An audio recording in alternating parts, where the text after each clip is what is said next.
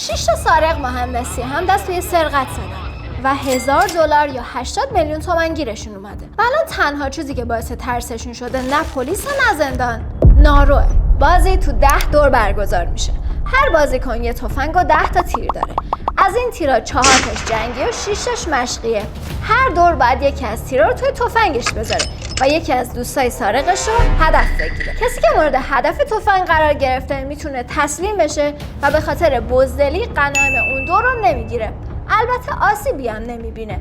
میتونه هم جیگردار باشه و اگه تیر مشقی بود زخمی نمیشه و تو تقسیم غنایم هم شرکت میکنه.